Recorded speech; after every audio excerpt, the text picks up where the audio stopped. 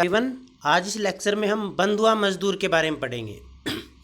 Bonded labour, इसके बारे में हम पढ़ेंगे। Meaning and definition of bonded labour, origin और development of bonded labour system, बंधुआ मजदूर प्रथा, इसका विकास कैसे हुआ, उद्गम कैसे हुआ, कैरेक्टरिस्टिक और features of bonded labour, causes of bonded labour and legislative measures for abolishing of bonded labour. तो इसके बारे में हम विस्तार से जानेंगे। सबसे पहले हम जानते हैं कि बॉन्डेड लेबर कौन है, बंधुआ मजदूर किसे कहेंगे हम।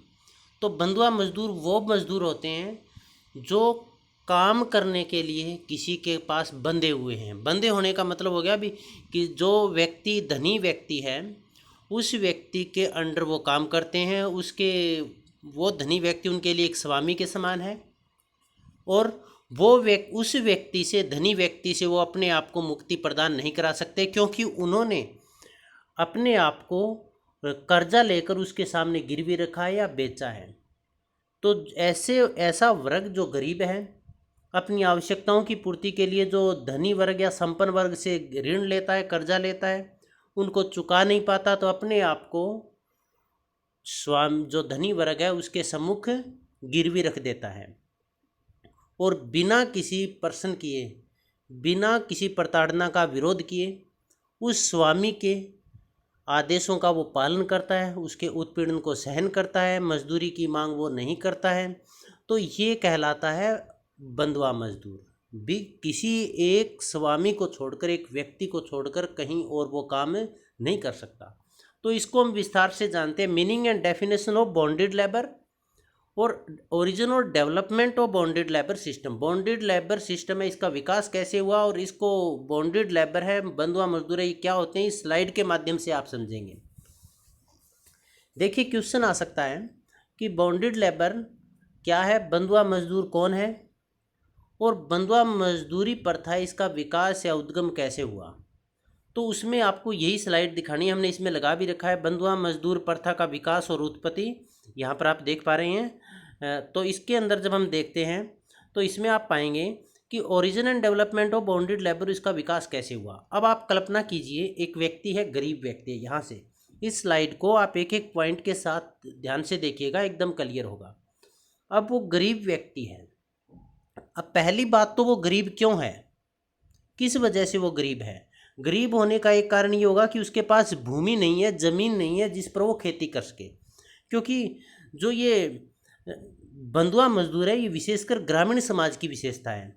तो ग्रामीण समाज में भूमि के अलावा दूसरा कोई रोजगार का विकल्प नहीं है उनके पास, तो भूमिहीनता है।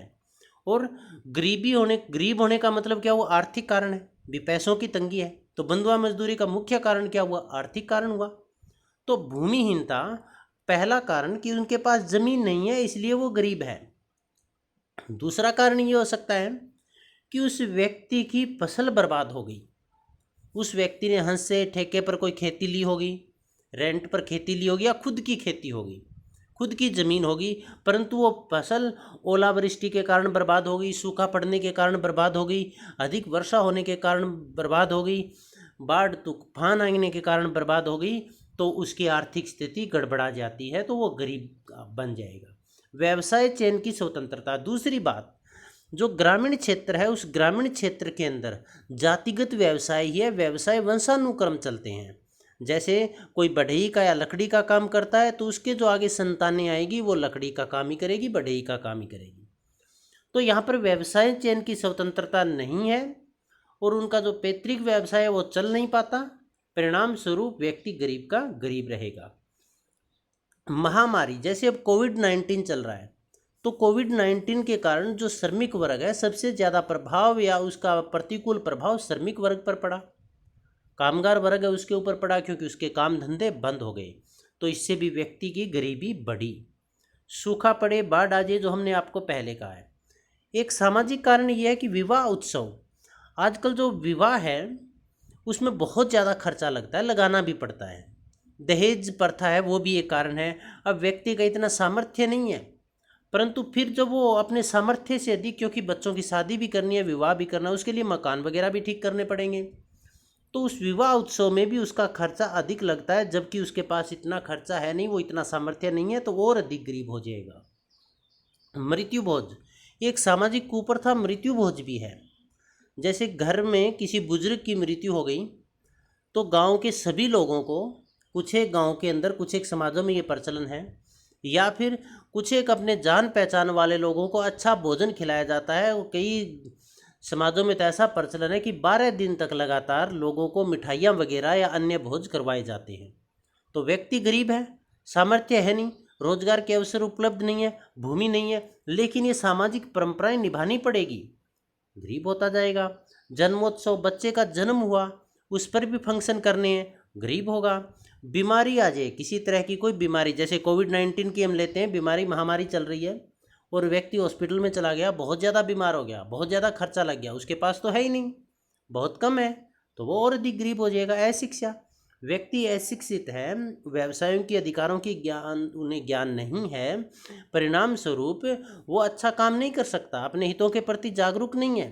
भ्रष्टाचार है, गवर्नमेंट के द्वारा योजनाएं तो लागू की जाती है, परंतु करप्शन के कारण, भ्रष्टाचार के कारण वो योजनाएं गरीब व्यक्ति तक उनका लाभ नहीं पहुंच पाता। जैसे हमारे पूर्व माननीय प्रधानमंत्री श्री राजीव गांधी जी ने भी कहा था कि मैं 1 रुपया भेजता हूं तो जिस व्यक्ति के पास पहुंचना चाहिए उस व्यक्ति तक उसमें से 10 पैसे पहुंचते हैं। इसका मतलब 90% कमीशन या फिर करप्शन में चला जाता है। ये बहुत सारे कारण हैं, इन सभी कारणों के कारण व्यक्ति है वो गरीब होता है। तो इस हिसाब से जो समाज के अंदर 2 वर्ग बन गए, एक तो गरीब वर्ग और एक अमीर वर्ग। ये संपन्न गरीब वर्ग का है और ये संपन्न वर्ग है, धनिक वर्ग। अब क्या होगा, अब आगे सुनिएगा। गरीबी के कारण का पता लग गया, भी व्यक्ति गरीब क्यों हुआ। इसके पश्चात क्या होगा, इस व्यक्ति को अपनी बेसिक नीड्स तो पूरी करनी है, बच्चों के पालन पोषण का, रोटी कपड़ा मकान, ये आवश्यकताएं तो उन्हें इन आवश्यकताओं की तो पूर्ति करनी है।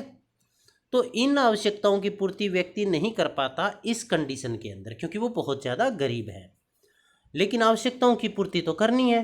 तो फिर वो क्या काम करेगा, ये जमींदार, साहूकार, सेठ या व्यवसायी या महाजन, इन लोगों के पास जाएगा। ये गरीब व्यक्ति इनके पास आएगा और इनसे कर्जा लेगा, ऋण या कर्जा लेगा। देखो इनसे, अब जब इनसे कर्जा लेगा तो इनके पास आय का साधन तो है ही नहीं कोई, कर्जा चुकाएगा कहाँ से ये। और ये जो व्यक्ति है ये किस गारंटी पर इसको कर्जा देंगे, क्योंकि इन्हें भी पता है कि इनके पास इनकम सोर्सेज नहीं है, और इनकम सोर्सेज नहीं है तो ये कर्जा नहीं चुका पाएगा। तो फिर ये क्या करेंगे, उस व्यक्ति के साथ एक बॉन्ड स्थापित करेंगे, एक समझौता स्थापित करेंगे, जो लिखित भी हो सकता है या फिर मौखिक भी हो सकता है। उस समझौते के तहत ये जिससे भी कर्जा लिया है, ये इस गरीब व्यक्ति को ये कहेंगे कि आपको कर्जा तो हम देते हैं, लेकिन बदले में आपको जब तक कर्जा चुकता नहीं हो जाता आपको हमारे पास काम करना पड़ेगा। आपके सारे अधिकार है वो सस्पेंडेड है, कोई अधिकार नहीं है। कर्तव्य आपका हमारे आदेश का पालन करना, वो चाहे अच्छा हो चाहे बुरा हो, वही आपका कर्तव्य होगा। तो ये एक समझौता हुआ, और इस समझौते के तहत एक पॉइंट ये भी है कि मान लीजिए एक व्यक्ति ने कर्जा लिया, वो बुजुर्ग है, इसने कर्जा तो दे दिया, लेकिन रिस्क तो है ना, यदि बुजुर्ग है उसकी डेथ हो जाए, फाइल निपट जाए, तो क्या होगा। फिर ये जमींदार किससे कर्जा लेंगे, तो उन्होंने एक समझौता किया कि जब तुम कर्जा ले रहे हो, यदि तुम्हारी मृत्यु हो जाती है तो आपके पश्चात आपका बेटा या फिर आपकी बीवी या बेटी, परिवार का कोई सदस्य मेरे लिए काम करेगा। और जब तक वो कर्जा नहीं उतरता ये पीढ़ी दर पीढ़ी समझौता चलता रहता है। तो इस हिसाब से ये गरीब व्यक्ति है, ये धीरे धीरे करके बन जाता है बंधुआ मजदूर। तो इस हिसाब से ये बंधुआ मजदूर या दास बन जाता है। इसमें इस व्यक्ति का अपने ऊपर कोई नियंत्रण नहीं रहता, ये एक वस्तु के समान हो जाता है और इस पर नियंत्रण हो जाता है जिससे कर्जा लिया है उसका। अब वो अपने दास या जो बंधुआ मजदूर है उसको बेच भी सकता है, उसको किसी दूसरे को भी दे सकता है, उसको प्रताड़ित करता है, उसके परिवार को प्रताड़ित करता है, उसके महिलाओं बच्चों का शोषण करता है। एक बात और, ये गरीब व्यक्ति है, ये क्या है, अशिक्षित है, इसे ज्ञान नहीं है, अपने अधिकारों का हिसाब किताब नहीं आता। इसीलिए एक ये भी करते हैं, ये जो जमींदार इनसे जो सेठ है, व्यवसायी इनसे जो कर्जा लेते हैं, ऋण लेते हैं, उस ऋण का ये बहुत ज़्यादा ब्याज लगाते हैं, इंटरेस्ट लगाएंगे, क्योंकि इसको तो ज्ञान ही नहीं है, गरीब व्यक्ति को तो पढ़ा लिखा ही नहीं है, तो ये इस पर इंटरेस्ट इतना लगाते जाएंगे और इसको कर्जे से मुक्त होने ही नहीं देंगे। तो इस हिसाब से बंधुआ मजदूर क्या हुआ? बंधुआ मजदूर एक ऋणी और ऋणदाता के बीच एक सामाजिक लिखित व मौखिक समझौता है, जिसके तहत जो ऋणी है वो ऋणदाता के पास बाध्य हो जाता है, अपना श्रम बेचने के लिए, अपना काम करने के लिए बाध्य हो जाता है, और वो अपनी श्रम, अपनी मेहनत कहीं और नहीं बेच सकता, चाहे उसे अधिक मजदूरी क्यों नहीं मिल रही हो, और जब तक कर्जा नहीं चुकता तब तक वो ये दास्ता, ये गुलामी पीढ़ी दर पीढ़ी चलती रहती है। तो ये मजदूरी प्रथा का विकास या उत्पत्ति थी। पहले ये जो मजदूरी प्रथा ये केवल ग्रामीण क्षेत्र के अंतर्गत थी, कृषि व्यवसाय के अंतर्गत थी, परंतु आजकल जो ये मजदूरी प्रथा है ग्रामीण क्षेत्र से चलकर अन्य क्षेत्रों में भी बढ़ी है, जैसे पत्थर खनन, ईंट भट्टा उद्योग, बीड़ी फैक्ट्री, बीड़ी बनाने वाली फैक्ट्रियाँ, कांच शीशा उद्योग, साबुन, डिटर्जेंट, इस तरह के बहुत सारे उद्योग हैं। उन उद्योगों में भी जो उद्योगपति है वो एक परिवार को कर्जा देंगे और उनसे क्या करेंगे, जब तक कर्जा चुकता नहीं हो जाएगा उनको कहीं और काम करने के लिए नहीं जाने देंगे, उसके पूरे परिवार पर उसका आधिपत्य हो जाएगा। तो अब ये जो कृषि क्षेत्र के अंदर, ग्रामीण क्षेत्र के अंदर जो बंधुआ मजदूरी प्रथा चली थी वो इसका विस्तार अन्य क्षेत्रों में भी हुआ है। तो ये आपको क्लियर हुआ होगा। इसके पश्चात हम आगे चलते हैं, इसको डिटेल में करते हैं। बॉन्डेड लेबर प्रथा क्या है? तो पहले हम यहाँ पर जानते हैं बंधुआ मजदूरी क्या है, बंधुआ मजदूर क्या है। इसका मतलब ये आपके क्लियर तो हो ही गया है, फिर भी हम यहाँ पर देखते हैं। बंधुआ मजदूरी प्रथा भारतीय ग्रामीण या कृषक समाज की एक विशेषता रही है। ग्रामीण समाज की विशेषता क्यों रही है? क्योंकि ग्रामीण क्षेत्र में सिवाय कृषि के और अन्य कोई विकल्प नहीं है, और जातीय आधार पर व्यवसाय होने के कारण वो व्यक्ति दूसरा व्यवसाय नहीं कर सकता, उसके पास आमदनी के दूसरे विकल्प मौजूद नहीं है। तो जिसके पास ज़मीन नहीं है, उसके पास आमदनी का सोर्स भी नहीं है, तो उसे मजबूरी में संपन्न वर्ग से कर्जा लेना पड़ेगा। चुका नहीं पाता तो उसे अपने आप को उसके सामने गिरवी रख देगा और वो बन जाएगा बंधुआ मजदूर। बंधुआ मजदूर गरीब, भूमिहीन व निम्न जाति के व्यक्ति पाए जाते हैं। अब बंधुआ मजदूर कौन बनेंगे? गरीब बनेंगे। और ग्रामीण क्षेत्र के अंदर कौन बनेंगे? गरीब कौन होंगे? जिनके पास ज़मीन नहीं है। और ये विशेषकर कौन से लोग हैं? निम्न जाति के लोग हैं। इसका मतलब प्रताड़ित कौन हो रहा है? निम्न जाति का। बंधुआ मजदूर कौन है? निम्न जाति का। जिनके पास आजीविका का कोई साधन न होने के कारण ये जमींदारों या साहूकारों के हाथों स्वयं को गिरवी रखकर इनके दास या गुलाम बन जाते हैं। परंतु धीरे धीरे इस बंधुआ मजदूर प्रथा का विस्तार कृषि क्षेत्र से पत्थर खनन, ईंट भट्टा उद्योग, बीड़ी फैक्ट्रियां, कांच शीशा उद्योग आदि उद्योगों में भी बंधुआ मजदूरी देखने को मिले। स्वतंत्रता से पूर्व बंधुआ मजदूर सम्मेलन 1930 हुआ, क्योंकि बंधुआ मजदूरी को उन्मूलन के लिए भी प्रयास किए जाते रहे हैं, केवल भारत के अंदर नहीं, संपूर्ण विश्व में किए जाते रहे हैं। और स्वतंत्रता से पूर्व बंधुआ मजदूर सम्मेलन 1930 हुआ। बंगाल अधिनियम 1806, बिहार महाजनी अधिनियम 1939 आदि। तो वहीं स्वतंत्रता के पश्चात भारतीय संविधान के अनुच्छेद 23 मानव का अवैध व्यापार पर पूर्णतः प्रतिबंध लगा दिया गया। इसके तहत बंधुआ मजदूर के किसी भी रूप को पूरी तरह से अवैध घोषित कर दिया गया। जैसे कुछ जगह पर जो सीरी रखते हैं, अब हमें नहीं मालूम आप सीरी शब्द समझ पा रहे हैं नहीं पा रहे हैं, लेकिन हम समझा देते हैं। सीरी एक तरह का बंधुआ मजदूर है। उसमें क्या करेंगे भी, एक व्यक्ति को अपने घर में एक सीरी रख लिया काम करने के लिए, तो वो जिस व्यक्ति को जो सीरी है उसको पहले से एडवांस पेमेंट दे दी जाएगी भी, आपको 12 महीने के हम मान लीजिए 40,000 रुपये देंगे, आपको हमारे घर पे ही काम करना पड़ेगा। नाम दे दिया बंधुआ मजदूर की जगह सीरी।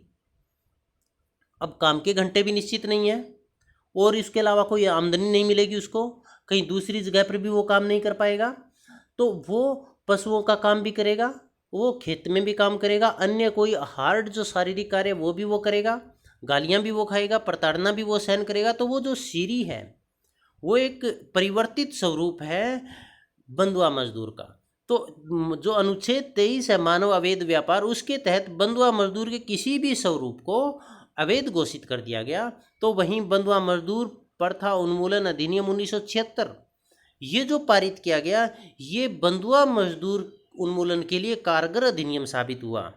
इसके अंतर्गत बंधुआ मजदूरों, अब अधिनियम 1976 है, इसके तहत क्या है, इसके तहत 3 बातें थी। एक तो बंधुआ मजदूरों की पहचान करना और पहचान करके उनकी मुक्ति दिलाना, मतलब उनको मुक्त कराना। इस अधिनियम के लागू होने के पश्चात लाखों परिवारों को बंधुआ मजदूर से मुक्त करवाया गया और उनसे जो कर्जा ले रखा था वो कर्जा भी निरस्त कर दिया गया। और इसके साथ साथ पहली बात, इस अधिनियम में जो दोषी जो बंधुआ मजदूर है उनकी पहचान करना, उनकी मुक्ति दिलाना, दासता से मुक्ति दिलाना, जो संपन्न वर्ग है उनसे मुक्त कराना उनको, और दोषियों के विरुद्ध कार्यवाही का भी प्रावधान इसमें किया गया। इतने प्रयासों के पश्चात भी पिछड़े ग्रामीण क्षेत्रों में आज भी यह प्रथा प्रचलित है। अब बंधुआ मजदूर है कौन? Who is bonded labour? Meaning and definition. ग्रामीण समाज में एक ऐसा वर्ग जो अति निर्धनता व रोजगार के सीमित विकल्प होने के कारण जीवन यापन संबंधी आवश्यकताओं की पूर्ति के लिए संपन्न वर्ग जैसे महाजन, जमींदार, सेठ, साहूकार आदि के पास स्वयं को गिरवी रखकर ऋण लेते हैं। ऋण का मतलब कर्जा। और जब तक ऋण नहीं चुका पाते, ऋणदाता की दास्ता या बंधन से मुक्त नहीं हो सकते या उन्हीं के बंधन या चंगुल में बंधे रहते हैं, इसी को बंधुआ मजदूर या दास कहते हैं। इसको विभिन्न विद्वानों ने अपने अपने तरीके से परिभाषित किया है, उसके बारे में हम जान लेते हैं। तो बंधुआ मजदूर क्या हुआ? एक ऋणदाता और ऋणी के बीच में एक बंधन हो गया। ऋणदाता कौन? कर्जा देने वाला। ऋणी कौन? कर्जा लेने वाला। बंधन का मतलब आपसी बॉन्ड हो गया, तभी तो बॉन्डेड लेबर। बॉन्ड का मतलब समझौता, समझौते के आधार पर श्रम, लेबर का मतलब श्रम या मजदूरी, भी ऐसी श्रम, ऐसी मजदूरी जो समझौते के तहत की जाती है। राष्ट्रीय श्रम आयुक्त के अनुसार एक मजदूर जो एक निश्चित अवधि तक ऋण चुकाने के बदले ऋणदाता व्यक्ति के यहाँ बंधुआ या दास बनकर रहता है, बंधुआ मजदूर कहलाता है। इसका मतलब क्या हुआ? निश्चित अवधि तक ऋण चुकाने, कर्जा ही लिया है ना, और कर्जा नहीं चुका पाएगा तो ऋणदाता व्यक्ति के पास दास बनकर रहेगा, तो इसे बंधुआ मजदूर कहा जाता है। अनुसूचित जाति व जनजाति आयुक्त के अनुसार वे व्यक्ति जो ऋणदाताओं के यहाँ बिना किसी मजदूरी या नाम मात्र की मजदूरी पर ऋण के बदले कार्य करने के लिए बाध्य का मतलब उसको मजबूर किया जाता है, उसकी इच्छा हो या ना हो, उसे कहीं और अधिक मजदूरी मिल रही हो या नहीं मिल रही हो, वो जो जिससे कर्जा लिया है वो या तो बिना मजदूरी के उससे काम करवाएंगे या बहुत कम मजदूरी उसको देंगे, तो ऐसे व्यक्तियों को बंधुआ मजदूर कहा है अनुसूचित जाति व जनजाति आयुक्त ने। इस प्रकार बंधुआ मजदूर को ऋणदाता व ऋणी के बीच एक सामाजिक समझौते के रूप में परिभाषित किया गया है, जिसमें ऋणी जब तक कर्जा नहीं चुकाता पीढ़ी दर पीढ़ी ऋणदाता के आदेशों के अनुसार अपनी सेवाएं प्रदान करता रहता है। पीढ़ी दर पीढ़ी का मतलब ये हुआ, आज जो बुजुर्ग किसी व्यक्ति ने कर्जा लिया, उसकी डेथ हो गई, उसके पश्चात उसके परिवार का अन्य सदस्य, उसकी पत्नी, बेटी या फिर बेटा, फिर उसके बाद उसकी संतान, इसका मतलब जब तक कर्जा चुकता नहीं होगा पीढ़ी दर पीढ़ी चलता रहेगा। वह इस समझौते के तहत अपने श्रम को बाजार मूल्य पर या अन्य किसी भी जगह पर नहीं बेच सकता है। फीचर ऑफ बॉन्डेड लेबर, इसमें यह भी आ सकता है कैरेक्टरिस्टिक्स ऑफ बॉन्डेड लेबर, बंधुआ मजदूर के लक्षण क्या है या फिर बंधुआ मजदूर की विशेषताएं क्या है, उसके बारे में हम जानते हैं। सामाजिक समझौते के आधार पर, अब देखिए जो पहले हमने स्लाइड आपको दिखाई थी डायग्राम बनाकर, वो सारी बातें यहाँ पर है। इसमें आप लिखेंगे बंधुआ मजदूर है वो एक समझौते पर आधारित है। इसमें ऋणदाता और ऋणी के बीच में एक समझौता होता है, भी जब तक कर्जा नहीं चुकाया जाएगा, यह समझौता लिखित और मौखिक भी हो सकता है, और जब तक कर्जा नहीं चुकाया जाएगा वो व्यक्ति जिसने कर्जा लिया है ऋणदाता के पास अपनी श्रम को बेचता रहेगा, उसके लिए कार्य करने के लिए बाध्य रहेगा। बाध्यता, बंधुआ मजदूर है उसमें बाध्यता होती है, क्योंकि उसमें एक समझौता होता है, समझौते के आधार पर कर्जा दिया जाता है। उस समझौते में जो जो शर्तें हैं उन शर्तों का पालन करने के लिए वो मजबूर होता है, बाध्य होता है।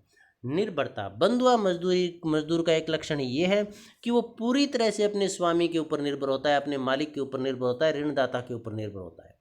वो ये सोचता है कि यदि मैंने किसी भी तरह से इसको छोड़ भी दिया तो मेरा तो काम रहेगा ही नहीं, फिर मुझे कौन काम देगा, और अपनी आवश्यकताओं की पूर्ति के लिए वो पूरी तरह से उसी के ऊपर निर्भर रहता है। इसीलिए वो गुलाम या दास बनकर रहता है। जो संपन्न वर्ग है उसकी यातनाएं, उत्पीड़न, प्रताड़ना वो सहन करता है इसी मजबूरी के कारण। स्वतंत्रता का अभाव, बंधुआ मजदूर को किसी तरह की कोई स्वतंत्रता नहीं होती, कोई मानवाधिकार उनके पास नहीं होते। समानता, बंधुत्व, भाईचारे, इस तरह के अधिकार वहाँ पर काम नहीं करते हैं। उसके लिए सिर्फ स्वामी का आदेश ही सब कुछ होता है। वस्तु के समान बंधुआ मजदूर वस्तु के समान होता है, उसको खरीदा या बेचा जा सकता है, उसके ऊपर पूरा अधिकार उसके स्वामी का होता है। स्वामी कौन? ऋणदाता, जिससे कर्जा लिया है। पहचान की निशानी, कुछ एक जगहों पर बंधुआ मजदूर है, उसकी पहचान के लिए उसे कोई न कोई निशानी भी पहनाई जाती है। जैसे थोड़े समय पहले जो कुत्ते पाले जाते थे, कुत्ते के गले में पट्टा डाला जाता था ताकि ये पता चल सके भी कुत्ता है वो पाला हुआ है किसी का पहले से। इसी तरह से बंधुआ मजदूर के गले में या कान में या फिर नाक में या फिर हाथ पर कोई आभूषण या गहना पहना दिया जाता था, या कोई स्टैंप या ठप्पा लगा दिया जाता था, जिससे ये पता चल सके कि यह बंधुआ मजदूर है, कोई दूसरा उस पर उससे काम न ले सके। परिवार का शोषण, बंधुआ मजदूर का एक लक्षण ये भी है, एक विशेषता ये कि बंधुआ मजदूर को अपने परिवार के ऊपर कोई हक नहीं रह जाता। उसके ऊपर हक हो जाता है स्वामी का, मालिक का, जिससे कर्जा लिया है, ऋणदाता का। और फिर वो ऋणदाता उसके पूरे परिवार का शोषण करता है, उनके बच्चों का शोषण करता है, उनकी पत्नी बच्चों का यौन शोषण करता है। इसके साथ साथ उनको अपने मनोरंजन के लिए नृत्य तक करवाता है, गाली गलौज करता है, मारपीट करता है। निम्न जाति से संबंधित बंधुआ मजदूर चूँकि गरीब होते हैं, गरीब क्यों होंगे? ग्रामीण समाज की विशेषता है, तो वहाँ पर ये उनके पास भूमिहीनता है, रोजगार के कोई अवसर उपलब्ध नहीं है, तो ये लोग निम्न जाति से संबंधित होते हैं। और मनुस्मृति के अंदर भी जो समाज है, इसको 4 अलग अलग वर्णों में बांटा गया, जिसमें सबसे निम्न वर्ग पर जो शूद्र उसको रखा गया, और ये माना गया भी ये सभी वर्गों की सेवा करने के लिए है। तो वहीं से बंधुआ मजदूरी का एक रूप, एक प्रचलन शुरू हुआ। तो बंधुआ मजदूर निम्न जाति से संबंधित होते हैं। अशिक्षित बंधुआ मजदूर प्राय अशिक्षित होते हैं, शिक्षा से उनका कोई लेना देना नहीं होता है। क्यों? क्योंकि आज मान लीजिए कोई बंधुआ मजदूर बन गया, तो उसके जो बच्चे हैं वो स्वामी के लिए काम करेंगे, ऋणदाता के लिए काम करेंगे, तो उन बच्चों को पढ़ाई का खर्चा कहाँ से दे पाएगा? कहाँ से वो जो बंधुआ मजदूर है अपने बच्चों को पढ़ाई के लिए माहौल दे पाएगा? तो इसका मतलब वो अशिक्षा दिन प्रतिदिन ऐसे की ऐसे चलती रहेगी। बंधुआ मजदूर बहुत गरीब होते हैं, क्योंकि उनके पास भूमि भी नहीं है, रोजगार के अन्य अवसर उपलब्ध नहीं है उसके पास व्यवसाय चयन की स्वतंत्रता भी नहीं है, और उसके अंदर विश्वास भी नहीं है कि वो कुछ कर पाएगा। वो पूरी तरह से निर्भर हो जाता है किसके ऊपर? स्वामी के ऊपर, और सदैव गरीबी में जकड़ा रहता है, क्योंकि उसे अपनी छोटी छोटी आवश्यकताओं की पूर्ति के लिए, बीमारी के लिए निर्भर रहना पड़ता है स्वामी के ऊपर, कर्जा लेना पड़ता है उसे, और वो दिन प्रतिदिन गरीब होता जाता है। अनिश्चित मजदूरी, बंधुआ मजदूर का एक विशेषता ये है कि इसमें मजदूरी निश्चित नहीं होती। जैसे आजकल कोई चिनाई का काम करता है, मकान बनाने का काम करता है, 700 रुपये मजदूरी है, कोई और काम करता है उसकी मजदूरी इतनी, ऐसी कोई निश्चित मजदूरी नहीं होती। ये भी हो सकता है कि मजदूरी हो ही ना, और हो तो बहुत कम हो। ये भी नहीं है भी एक व्यक्ति बंधुआ मजदूर है, उसको मजदूरी ज़्यादा मिल रही है और दूसरे को कम मिल रही है तो वो विरोध करेगा, ऐसा भी नहीं है। मतलब मजदूरी अनिश्चित है। इसके पश्चात अनिश्चित काम के घंटे भी इसमें निश्चित नहीं है। इसका मतलब जैसे सरकार ने वर्तमान समय में काम के प्रतिदिन 8 घंटे निश्चित किए हैं, तो 8 घंटे काम के निश्चित करने का मतलब ये हो गया इससे अधिक काम नहीं लिया जा सकता, और यदि लिया जाएगा तो उसको प्रत्येक घंटे के हिसाब से डबल दिहाड़ी दी जाएगी, डबल मजदूरी दी जाएगी। परंतु बंधुआ मजदूरी में काम के घंटे निश्चित नहीं है, वो 24x7x365 365 दिन 24 घंटे पूरे सप्ताह वो उसी दास के लिए, उसी स्वामी के लिए वो दास अवेलेबल रहता है, मौजूद रहता है। अक्षमता की स्थिति में प्रतिस्थापन, अब कई बार क्योंकि वो भी एक मनुष्य है, बीमार हो सकता है, काम करने में कमज़ोरी हो सकती है, तो जब बीमार हो गया या कमज़ोर हो गया तो जो स्वामी है वो उसको काम पर नहीं रखेगा, उसको निकाल देगा, और बदले में उसकी पत्नी या उसके बच्चे या परिवार का अन्य किसी सदस्य उसकी जगह पर कार्य करेगा। अनिश्चित रोजगार भी निश्चित नहीं है, क्योंकि यदि काम न करें तो उसको निकाला भी जा सकता है वहाँ से। जो स्वामी वर्ग है, जो संपन्न वर्ग है, उसको निकाला भी जा सकता है, तो रोजगार भी निश्चित नहीं है। दास या मजदूर का पीढ़ी दर पीढ़ी हस्तांतरण होता रहता है जब तक वो कर्जा नहीं चुकाता उस समझौते के तहत, तब तक जिसने कर्जा लिया उसकी मृत्यु के पश्चात उसका बेटा, फिर उसकी मृत्यु के बाद उसका बेटा, जब तक कर्जे के चुकता नहीं हो जाता तब तक यह पीढ़ी दर पीढ़ी हस्तांतरण होता रहता है। गुलामी या दास्ता, बंधुआ मजदूर है वो गुलामी का जीवन व्यतीत करता है, वो गुलाम जैसा होता है, दास होता है वो। और उसके कई जगह पर, जैसे हमने कहा था, दास्ता के प्रतीक के रूप में पट्टा या कोई निशानी भी लगाई जाती है। वो पूरी तरह स्वामी पर निर्भर है, स्वामी का आदेश ही उसके लिए सब कुछ होता है। ऋणाग्रस्तता और बंधुआ मजदूर का एक विशेषता ये है कि वो कर्जे के नीचे दबा हुआ होता है, क्योंकि बंधुआ मजदूर का मुख्य कारण आर्थिक है, पैसा है, धन का अभाव है, गरीबी है। इसीलिए वो कर्जा लेता है, किससे? संपन्न वर्ग से, और अपने आप को सोर्स उपलब्ध नहीं होने के कारण उसके सामने गिरवी रख देता है। अज्ञानता, शिक्षा का अभाव है, शिक्षित वो नहीं है, कर्जा लिया है, अब उसने कितना कर्जा लिया, कितना उस पर इंटरेस्ट लगाया जा रहा है, कितना उसने चुकता कर दिया, इस चीज़ का उसे ज्ञान नहीं है।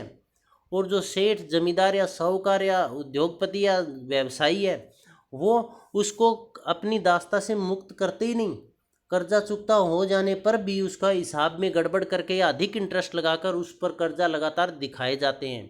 दूसरा, उसे अपने अधिकारों के प्रति भी ज्ञान नहीं है। भूमिहीनता, बंधुआ मजदूर का एक लक्षण ये है कि वो भूमिहीन है, उसके पास ज़मीन नहीं है जिसके कारण वो अपनी आजीविका चला सके, और मजबूरी में उसे बंधुआ मजदूर बनना पड़ता है। बलात् मजदूरी, बंधुआ मजदूरी का एक लक्षण ये भी है कि उसमें ज़बरदस्ती मजदूरी करवाई जाती है, क्योंकि बंधुआ मजदूर के दो लक्षण हैं, एक तो ऋणाग्रस्तता और दूसरा बलात् मजदूरी। बलात् का मतलब ज़बरदस्ती, क्योंकि उसने कर्जा लिया है, कर्जा चुकाया नहीं, एक सामाजिक समझौता किया है, अब वो मजदूरी न भी करना चाहे तो भी उससे ज़बरदस्ती करवाई जाएगी, बदले में उसको मजदूरी दे या ना दे वो स्वामी की मर्जी।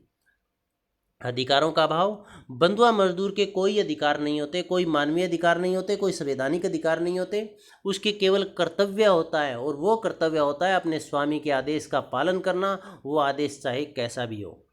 अमानवीय व्यवहार, बंधुआ मजदूर के साथ अमानवीय व्यवहार भी किया जाता है, उसके साथ उत्पीड़न किया जाता है, मारपीट की जाती है, गाली गलौज की जाती है, खाना नहीं दिया जाता, उसको बेच दिया जाता है, बीवी बच्चों से अलग कर दिया जाता है, उनके बच्चों और पूरे परिवार का शोषण किया जाता है। इसका मतलब पशुओं जैसा व्यवहार उसके साथ होता है।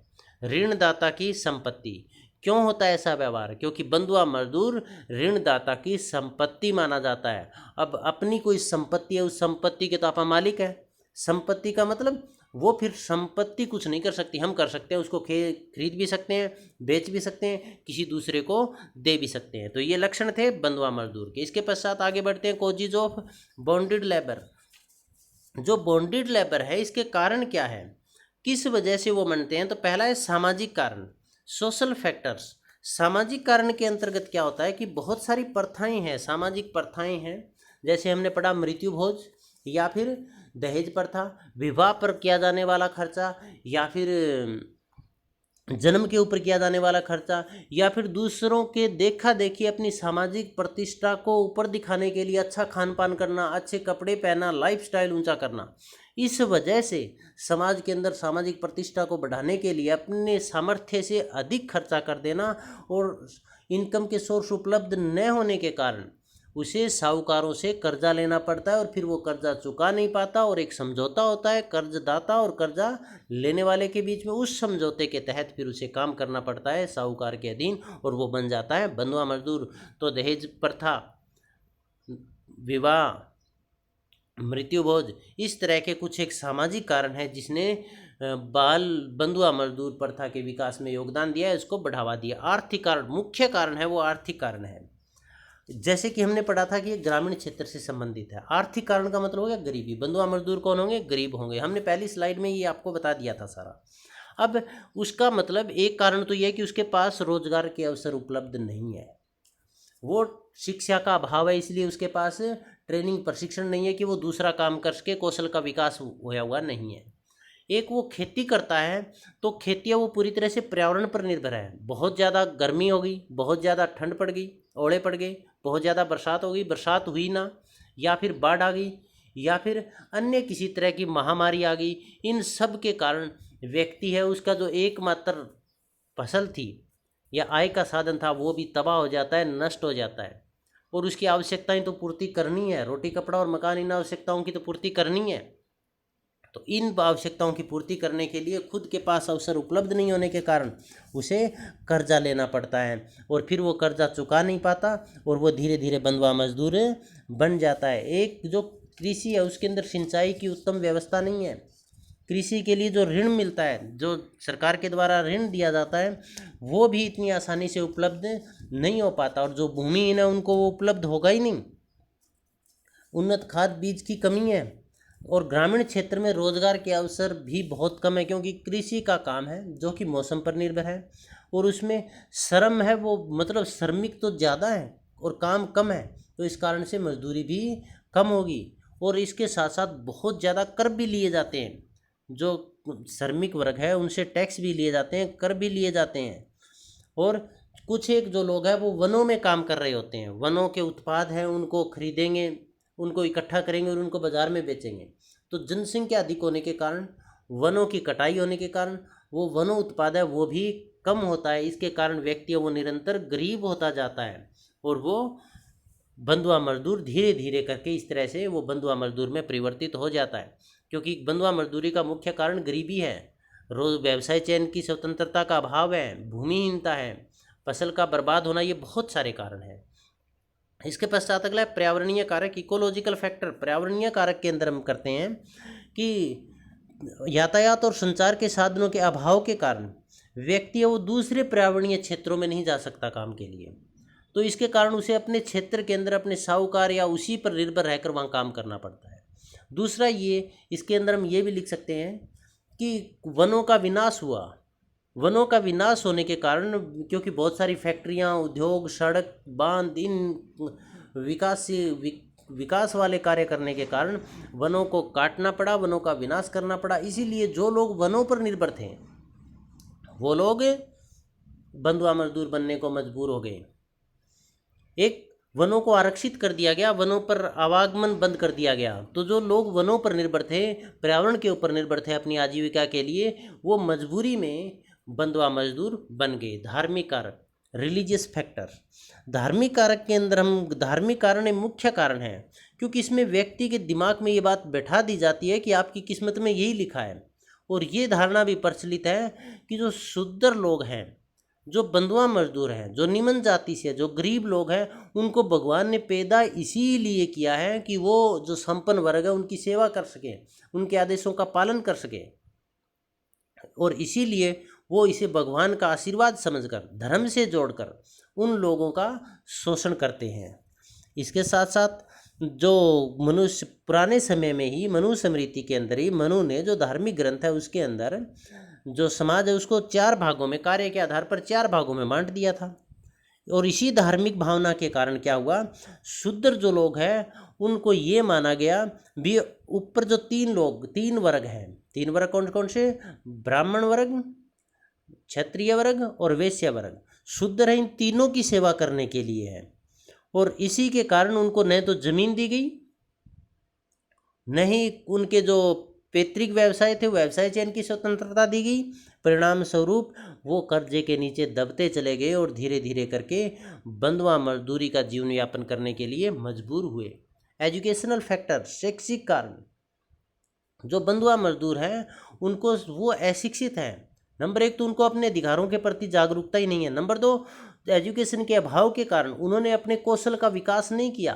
कौशल का विकास नहीं करने का मतलब कि उन्हें सिवाय शारीरिक कार्य के और कोई काम आता ही नहीं है।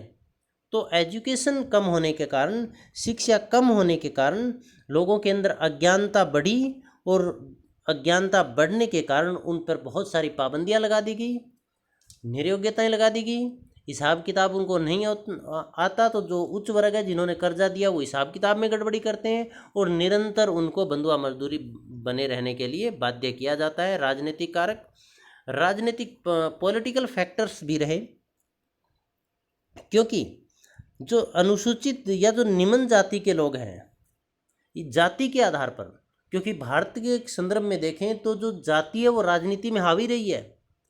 तो जो जाति का एक राजनेता है उसको संरक्षण प्रदान करने के लिए, मतलब उसकी छत्र छाया में अपना जीवन यापन करने के लिए जो लोग हैं अपनी जाति के नेता की दास्ता को आसानी से स्वीकार कर लेते हैं। एक ये भी रहा।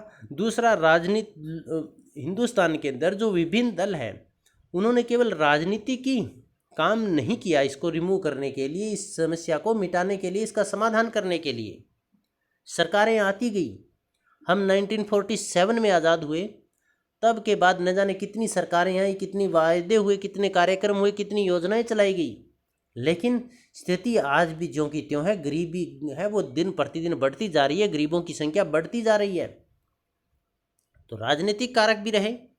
प्रवास, माइग्रेशन, प्रवास भी एक कारण रहा बंधुआ मजदूरी को बढ़ाने का, क्योंकि व्यक्ति जब दूसरी जगह पर जाता है, तो एक गांव से शहर में जाए या एक गांव से दूसरे गांव में जाए, या फिर जैसे बिहार या फिर यूपी, इस जैसे जो झारखंड, इस जैसे जो गरीब स्टेट्स हैं जहाँ पर इनकम की सोर्सेज कम है, उन स्टेट्स के या राज्यों के लोग दूसरे स्टेट्स में जाते हैं काम के लिए, उन्हें वहाँ पर कोई काम नहीं मिलता, तो फिर वो क्या काम करते हैं, लोगों के पास बंधुआ मजबूर बनने के लिए मजबूर हो जाते हैं। तो प्रवास है, ये भी योगदान दिया इन्होंने भी बंधुआ मजदूरी को बढ़ाने में। तो ये कुछ एक कारण थे, और इनमें जो मुख्य कारण था वो आर्थिक और सामाजिक कारण थे।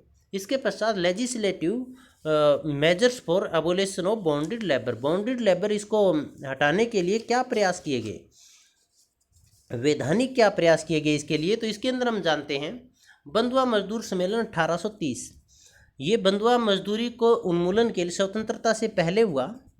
तो ये बंधुआ मजदूरी उन्मूलन के लिए प्रयास किया गया। सार्वभौमिक मानवाधिकार घोषणा 1948 हुई, इसमें सभी मनुष्य को समान माना गया, भी मनुष्य मनुष्य ही है, चाहे गरीब हो चाहे अमीर हो। और मानवाधिकार आयोग का गठन किया गया, और इस गठन के तहत मनुष्यों को अधिकार दिए गए, जिसमें सभी को स्वतंत्रता समानता के आधार पर मान्यता दी गई, और बंधुआ मजदूरी को पूरी तरह से उन्मूलन करने के प्रयास किए गए। बंधुआ मजदूरी उन्मूलन सम्मेलन 1957, 1957 में जो बंधुआ मजदूर उन्मूलन सम्मेलन हुआ, यह भी दास्ता के पूरी तरह से उन्मूलन करना या दास्ता को रोकने के लिए किया गया। बंगाल अधिनियम 1806, 1806 में बंगाल अधिनियम था, ये भी जो बंधुआ मजदूर है उनकी स्वतंत्रता के लिए, उनकी मुक्ति के लिए इसमें प्रयास किए गए। बिहार महाजनी अधिनियम 1939, ये भी था, जिसमें जो संपन्न लोग थे उन लोगों से जो गरीब लोग थे उनको मुक्त कराने का प्रावधान इसमें किया गया। उड़ीसा ऋण बंधक उन्मूलन अधिनियम 1948, असम ऋणग्रस्ता राहत अधिनियम 1975, भूमिहीन कृषक मजदूर ऋण राहत अधिनियम 1975, ये यूपी के अंदर लागू किया गया। तो ये जो सब अधिनियम लागू किए गए, इनका मुख्य उद्देश्य क्या था कि बंधुआ मजदूरी है इनको उन्मूलन किया जाए, इनका समाप्त किया जाए। ये नहीं है कि सरकार के द्वारा प्रयास नहीं किए गए, सरकार इसके प्रति पूरी तरह से सोती रही थी, सरकार के द्वारा सराहनीय प्रयास किए गए, परंतु ग्राउंड लेवल पर, ग्रास रूट पर उसके रिजल्ट बहुत कम देखने को मिले, क्योंकि कहीं न कहीं सरकार है वो भी इनके चंगुल में फंसी रही, जो संपन्न वर्ग, धनिक वर्ग थे। बंधुआ मजदूर प्रथा उन्मूलन अधिनियम 1976, ये जो अधिनियम था ये बहुत कारगर साबित हुआ, क्योंकि जैसे हमने आपको पहले बताया था, इस अधिनियम में क्या किया गया था, इसमें 3 बातें मुख्य रूप से रखी गई। बंधुआ मजदूरों की पहचान करना भी, कौन कौन से बंधुआ मजदूर है। दूसरी बात, फिर उनको मुक्ति दिलाना, जो बंधुआ मजदूर है उनको आज़ाद करना ऋणदाताओं से। तीसरी बात, यदि कोई इसका दोषी पाया जाता है तो उसके खिलाफ कार्रवाई भी करना, सजा का भी प्रावधान और जुर्माने का भी प्रावधान, या फिर दोनों उन पर लागू करना। तो इसकी शुरुआत कैसे हुई बंधुआ मजदूर की, तो यहाँ पर हम जान लेते हैं। 1 जनवरी 1975, 1 जनवरी 1975 को मैडम इंदिरा गांधी ने देश के नाम संबोधन किया। जो ये 1975 में देश के नाम संबोधन किया था, इसमें इन्होंने कहा था कि जो देश में बंधुआ मजदूरी प्रथा है, इसका जो प्रचलन है वो बर्बर है, ये प्रथा बड़ी क्रूर है और इसे तुरंत समाप्त किया जाना चाहिए। ये बात कब कही, 1 जनवरी 1975 को देश के नाम संबोधन में इंदिरा गांधी ने कही ये बात। और फिर आगे क्या हुआ, 1 जुलाई 1975 को 20 सूत्री कार्यक्रम रखा विकास के लिए, गरीबी मिटाने के लिए। इस 20 सूत्री कार्यक्रम के अंदर इसको प्रधान मुख्य स्थान दिया गया बंधुआ मजदूरी उन्मूलन को। और इसी के तहत फिर आगे चलकर 15 अक्टूबर 1975 को बंधुआ मजदूरी प्रथा उन्मूलन अध्यादेश पारित किया गया। जब संसद का अधिवेशन न चल रहा हो तो राष्ट्रपति के हस्ताक्षर के साथ तुरंत यदि कानून की जरूरत हो और एकदम से कानून लागू किया जाता है तो उसको अध्यादेश कहते हैं। बाद में उसकी एक वैधानिक या संसद की स्वीकृति लेनी अनिवार्य होती है। तो 15 अक्टूबर 1975 को बंधुआ मजदूरी प्रथा उन्मूलन अधिनियम अध्यादेश, इसका अध्यादेश जारी किया गया, जिसे बंधुआ मजदूरी प्रथा उन्मूलन अध्यादेश 1975 कहा गया। फिर क्या हुआ, 9 फरवरी 1976 को इसे संसद की मान्यता दी गई या यह एक अधिनियम बना। अध्यादेश को अधिनियम में बदल दिया गया। फिर 28 फरवरी 1976 को इस अधिनियम के अंतर्गत नियमों की विस्तृत व्याख्या की गई। तो इस क्वेश्चन आ सकता है कि बंधुआ मजदूर प्रथा उन्मूलन अधिनियम 1976 क्या है, इसके क्या क्या प्रावधान है। तो इन प्रावधानों के बारे में हम यहाँ पर आपको बताएंगे। तो इसके अंतर्गत क्या था, अधिनियम की धारा 4 और 5 में बंधुआ मजदूर है, इसको पूर्णतः उन्मूलन किया गया। इस प्रथा में 2 चीज़ें रखी गई। इस अधिनियम के लागू होने पर बंधुआ मजदूर प्रथा अपने आप समाप्त हो जाएगी। इसका मतलब ये हुआ, जो जिन्होंने कर्जा ले रखा है, जो ऋणग्रस्त हैं, वो ऋणदाताओं की दास्ता से एकदम से मुक्त हो जाएंगे। और इन दोनों के बीच में जो समझौता हुआ था वो इसी दिन से, लागू होने के दिन से वो समझौता अपने आप निरस्त हो जाएगा। दूसरी बात इसके अंदर थी कि यदि भविष्य में इस अधिनियम के लागू होने के बाद भविष्य में यदि कोई बंधुआ मजदूर रखता है या फिर किसी को बंधुआ मजदूर रखने के लिए पहले से कोई धन देता है, अग्रिम राशि देता है, या किसी को बलात् मजदूरी के लिए बाध्य किया जाता है, तो वो इस अधिनियम के तहत अवैध माना जाएगा और उसके खिलाफ कार्रवाई की जाएगी। कानूनी कार्रवाई इस अधिनियम के तहत कानूनी कार्रवाई की जाएगी। तो अधिनियम में 2 बातें कौन सी हुई, जो पहले के समझौते थे वो पूर्ण एकदम से निरस्त हो जाएंगे और जो बंधुआ मजदूर है वो सारे अपने आप को स्वतंत्र मानेंगे। और फिर भी इसके पश्चात यदि कोई दोबारा बंधुआ मजदूर रखता है या ज़बरदस्ती काम लेता है तो वो इसके तहत दोषी माने जाएंगे। इस अधिनियम में इस बात की भी उल्लेख किया गया कि कोई भी ऐसी परंपरा या रिवाज जिसके तहत ऐसा कोई अनुबंध किया जाए जो बलात् मजदूरी को प्रोत्साहित करता है, मतलब बलात् मजदूरी को प्रोत्साहित करने वाले किसी भी रीति रिवाजों को भी इसमें निरस्त कर दिया गया और उसका पालन करना अवैध घोषित कर दिया गया। और इस अधिनियम में एक बात यह कही गई कि पहले से मान लीजिए किसी जो श्रमिक है, जो मजदूर और स्वामी का कोर्ट के अंदर केस चल रहा है, तो अधिनियम लागू होते ही वो केस अपने आप निरस्त हो जाएगा। और निरस्त होने का तात्पर्य ये है कि वो जो समझौता था वो समझौता रद्द हो जाएगा और जो दास है वो अपने आप ही मुक्त हो जाएंगे, उसका, उसके स्वामी का उसके ऊपर कोई अधिकार नहीं रहेगा। इसके अलावा यदि जो बंधुआ मजदूर है उनका समझौता हुआ था किसके साथ, ऋणदाता के साथ, उसके तहत यदि वो ऋण नहीं दे पाए, कर्जा नहीं दे पाए, तो भी जो ऋणी है उसके खिलाफ कोई कार्रवाई नहीं की जाएगी, कोई कानूनी कार्रवाई नहीं की जाएगी। और जो ऋण है, जो कर्जा है, वो अभी इस अधिनियम के लागू होते ही अपने आप माफ़ हो जाएगा, निरस्त हो जाएगा। मतलब उस जो मजदूर है उसके ऊपर स्वामी का कोई अधिकार नहीं रहेगा। और इस अधिनियम को लागू करवाने का जो कार्य है वो उत्तरदायित्व राज्य सरकारों को सौंपा गया। अब देखिए, ये जो बंधुआ मजदूरी है ये समवर्ती सूची का विषय है। समवर्ती सूची का विषय होने का मतलब ये हुआ, इस पर राज्य सरकार भी कानून बना सकती है और इस पर सेंट्रल सरकार भी कानून बना सकती है, केंद्र सरकार भी कानून बना सकती है। जैसे अभी यूपी के अंदर क्या हुआ, कोविड-19 के दौर के अंदर, जो देखिए भारत के अंदर जो बंधुआ मजदूर है उसके नियम है वो हार्ड है, काफ़ी कठोर है। जो मालिक, फैक्ट्री मालिक है, उद्योगपति है, उनको नियमों का पालन करना पड़ता है। लेकिन चाइना के अंदर क्या है, चाइना के अंदर नियमों में बड़ी ढील है। जैसे कोई महिला यदि गर्भवती है तो उसको वहाँ पर कोई अवकाश नहीं मिलता, कोई बीमार हो जाए तो फिर उसकी तुरंत छुट्टी कर दी जाती है। मानवा उनसे श्रमिक है, उनसे कितना ही काम लिया जा सकता है, यदि कोई काम से मना करे तो उसको तुरंत काम से हटा दिया जाता है, उनके कोई अधिकार नहीं है। इसी वजह से जो चीन था वो कभी एशिया का बीमार देश कहा जाता था, वो आज एशिया का डॉक्टर बन गया। कैसे डॉक्टर बना, क्योंकि वहाँ पर जो श्रमिक थे उनके कोई अधिकार कर्तव्य थे ही नहीं, तो विदेशों की सभी कंपनियाँ उसकी तरफ अट्रैक्ट हुई और वहाँ जाकर उन्होंने उद्योग और फैक्ट्रियाँ लगाई और आज देखो चाइना कहाँ पर पहुँच गया। अब क्या हुआ, कोविड-19 के दौर के अंदर कोविड-19 के दौर के अंदर जो वहाँ से कंपनियां भागने लगी, तो भारत ने इसको एक अवसर के रूप में देखा और श्रमिक जो नियम थे उसमें कुछ ढील दी। जैसे यूपी गवर्नमेंट ने जो श्रमिक है उनके अधिकारों को, जो नई फैक्ट्री या उद्योग स्थापित हो वहाँ पर 1 या 3 साल के लिए सस्पेंड कर दिया। मतलब वहाँ पर कोई यूनियन नहीं बना सकता। काम के घंटे जैसे पहले ओवर टाइम करता था पर घंटे के हिसाब से दोहरी दिहाड़ी मिलती थी। कैसे?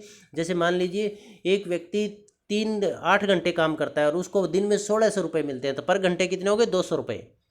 और अधिनियम के तहत अधिनियम क्या कहता है? यदि आगे उसने 1 घंटा एक्स्ट्रा काम किया तो उसको डबल दिहाड़ी मिलेगी। इसका मतलब अगले 1 घंटे के उसको 400 रुपये मिलेंगे। लेकिन यूपी गवर्नमेंट ने इसमें चेंजेस करके क्या कर दिया, भी जो डबल दिहाड़ी है वो नहीं मिलेगी, जो पहले से चला रहा है 200 रुपये वही मिलेंगे उसी हिसाब से। तो इस तरह से बहुत सारे नियमों में ढील दी गई ताकि वो कंपनियां अट्रैक्ट हो, क्योंकि एक बार यदि उद्योग या कंपनियां स्थापित होगी तो ये नियम तो बाद में बन जाएंगे। तो ये जो अधिनियम था, अब अधिनियम की ज़रूरत क्यों पड़ी? केवल ये नहीं है भी श्रमिकों को ये अधिनियम की ज़रूरत होती है, हक हो। इस अधिनियम के तहत मालिकों को भी सुरक्षा प्रदान की गई है, क्योंकि हो सकता है श्रमिक का वो एक यूनियन बना ले, एक संघ बना ले, और संघ बनाने के बाद वो फैक्ट्री मालिक है उसको काम करने से मना कर दे। और मान लीजिए एक फैक्ट्री मालिक ने किसी को काम का ठेका लिया है और उसने ये कहा है भी हम आपको 6 महीने में काम पूरा करके दे देंगे, और मजदूर जो उसके श्रमिक है उन्होंने हड़ताल कर दी, 6 महीने काम ही नहीं किया, तो उसको तो जुर्माना भरना पड़ेगा। तो उसको भी सुरक्षा प्रदान करता है ये अधिनियम। ये अधिनियम दोनों के अंदर, जो संपन्न वर्ग है उसके और श्रमिक वर्ग के बीच, दोनों को सुरक्षा प्रदान करता है, ताकि दोनों के आपस में झगड़े और मनमुटाव कम हो और कार्य क्षमता बढ़े और दोनों के हितों पर किसी तरह की कोई आंच न आए। तो इस अधिनियम के तहत जो इस अधिनियम को क्रियान्वयन करने का जो अधिकार दिया गया वो पूरी तरह से राज्य सरकारों को सौंप दिया गया। और राज्य सरकारों की इसके अधिनियम का उल्लंघन करने वाले पर राज्य सरकार है या इस अधिनियम के तहत 3 साल की सज़ा भी हो सकती है और उसको 2000 रुपये का जुर्माना भी लगाया जा सकता है, और ये दोनों काम भी हो सकते हैं। तो ये इस नियम के प्रावधान थे। इसके साथ साथ हमने पढ़ा कि एक इसके अंदर आप ये भी लिखेंगे कि आर्टिकल 23 तो हो ही गया, क्योंकि आर्टिकल 23 के बारे में हमने पढ़ा था, जो बंधुआ मजदूरी, बलात् मजदूरी या मानव व्यापार है उसको अवैध घोषित कर दिया गया। एक भारतीय दंड संहिता की धारा 374 374, ये जरूर आप बीच में कोट करना। ये क्या कहती है? कोई भी व्यक्ति जो गैर कानूनी ढंग से किसी व्यक्ति को बिना उसकी इच्छा के बलात् मजदूरी के लिए विवश करता है, मतलब ज़बरदस्ती उसको काम लेता है, तो वह सज़ा का पात्र होगा। दंडाधिकारी, जो दंड देने वाला है, अपने विवेक से सज़ा को 1 वर्ष की अवधि तक बढ़ा सकता है, या आर्थिक दंड की सज़ा भी दे सकता है, या दोनों सज़ाएं भी दे सकता है। मतलब जुर्माना भी लगा दिया और कारावास की सज़ा भी सुना दी। अब आगे हम इसके जो सिफारिश थी राष्ट्रीय मानवाधिकार आयोग की सिफारिशें वो पढ़ेंगे। आपको एक कमेंट बॉक्स में ज़रूर लिखना है, बंधुआ मजदूरी का प्रचलन बर्बरता है जिसे समाप्त किया जाना चाहिए। ये घोषणा किसने किस कार्यक्रम के तहत की थी? इसके पश्चात हम राष्ट्रीय मानवाधिकार आयोग की पुनर्विकास पैकेज की सिफारिशें थी। उन्होंने क्या कहा था भी, जो पुनर्वास का मतलब क्या हुआ? दोबारा बसाना। दोबारा का मतलब जो इस अधिनियम के तहत श्रमिक थे उनको मुक्त तो करा लिया गया, परंतु उनको पुनर्वास तो करना है ना, उनको रोजगार के अवसर उपलब्ध करवाने हैं, उनको रहने के लिए मकान वगैरह की फैसिलिटी देनी है। तो राष्ट्रीय मानवाधिकार आयोग है, भारत में जो मानवाधिकार आयोग है, उसने पुनर्वास पैकेज की सिफारिश की भी किन किन पक्ष पर ध्यान देना है। गृह स्थान व कृषि का आवंटन। उन्होंने कहा जो लोग हैं उनको रहने के लिए घर बनाकर दिए जाए, स्थान दिया जाए, और साथ में भूमि का आवंटन, कृषि योग्य भूमि भी उन्हें दी जाए। भूमि का विकास, जो कृषि योग्य भूमि है जिस पर लोग काम करते हैं उसका विकास करना चाहिए। उन्नत कृषि यंत्र होने चाहिए, सिंचाई की समुचित व्यवस्था होनी चाहिए, बिजली खाद पानी की अच्छी व्यवस्था करनी चाहिए। इसका मतलब भूमि का विकास हो। कम लागत की आवास इकाइयों का प्रावधान, रहने के लिए कम लागत की आवास इकाइयों का प्रबंध करना। पशुपालन, डेयरी पालन, मुर्गी पालन आदि लघु कुटीर उद्योगों की व्यवस्था करना, ताकि लोग हैं उनकी गरीबी दूर हो, उन्हें आजीविका या पैसे कमाने के लिए अवसर उपलब्ध हो। नए कौशल प्राप्त करने के लिए प्रशिक्षण, उन लोगों को ट्रेनिंग देना जिससे उसके अंदर कौशल का विकास हो सके और वो अन्य कार्य भी साथ साथ में कर सके। न्यूनतम मजदूरी का निर्धारण करना। लघु वन उत्पादकों के संग्रह। सार्वजनिक वितरण प्रणाली के तहत आवश्यक वस्तुओं की पूर्ति। इसका मतलब ये हुआ, जैसे गांव के अंदर राशन डिपो है, वो राशन डिपो है वही सार्वजनिक वितरण प्रणाली है। उसके तहत लोगों को आवश्यक वस्तुएं देनी चाहिए। आवश्यक वस्तुएं कैसे, क्या क्या चीज़ें आती है, जैसे गेहूँ आती है, दालें आती है, सरसों का तेल आता है। हालांकि अब इस महीने शायद सरसों का तेल है वो बंद कर दिया गया है। तो कोई पहले चीनी आती थी, मिट्टी का तेल आता था। तो कोई चीज़ें आवश्यकता के अनुसार बंद भी की जा रही है और भी शुरू की जा रही है। तो सार्वजनिक वितरण प्रणाली है, उसके तहत जो गरीब लोग हैं, जो जिन लोगों को इन चीज़ों की ज़रूरत है, उनके लिए इन चीज़ों की सप्लाई सुनिश्चित करनी चाहिए। बच्चों को उन बच्चों जो जिन लोगों को मुक्त कराया गया, उन बच्चों के लिए शिक्षा की भी समुचित व्यवस्था करनी चाहिए। समस्त नागरिक अधिकारों का संरक्षण, और जितने भी नागरिक अधिकार हैं वो सारे नागरिक अधिकार उन मजदूरों को मिलने चाहिए। तो ये सिफारिश की गई थी राष्ट्रीय मानवाधिकार आयोग के द्वारा। सेल्फ असेसमेंट सेशन में हम बढ़ते हैं। बंधुआ मजदूर कौन है, 2 नंबर का क्वेश्चन आएगा। बंधुआ मजदूर के लक्षण बताओ या विशेषताएं बताएं। बंधुआ मजदूरी प्रथा की उत्पत्ति कैसे हुई या इसका विकास कैसे हुआ, 2 नंबर का क्वेश्चन। ये आर्थिक कारण थे, कौन कौन से कारण थे उसमें आपको लिखना है। भी कर्जा लिया, चुका नहीं पाया, तो वो बंधुआ मजदूर बन गया। बंधुआ मजदूरी प्रथा उन्मूलन अधिनियम कौन सा है, कमेंट बॉक्स में भी लिखिए इसको। भारतीय दंड संहिता की धारा 374 के बारे में वर्णन कीजिए। अभी हमने आपको बताया था। धारा 23 का वर्णन कीजिए। 23 के बारे में बताइए। 2 नंबर के क्वेश्चन अलग भी पूछे जा सकते हैं। बंधुआ मजदूर प्रथा पर एक निबंध लिखो, 16 नंबर का क्वेश्चन आ सकता है। बंधुआ मजदूर प्रथा क्या है, इसकी विशेषताओं व कारणों को बताएं, 16 नंबर का क्वेश्चन आ सकता है। बंधुआ मजदूर प्रथा उन्मूलन में सहायक विधायी उपायों पर प्रकाश डालें, या बंधुआ मजदूर प्रथा उन्मूलन अधिनियम 1976 के प्रावधानों को बताएं, भी इसमें क्या क्या प्रावधान है और ये अधिनियम क्या था, इसके बारे में आपको विस्तार से बताना है। तो ये बंधुआ मजदूर का अपना टोटल लेसन था। किसी भी तरह का कोई डाउट है आप कमेंट बॉक्स में लिख सकते हैं। बहुत बहुत धन्यवाद।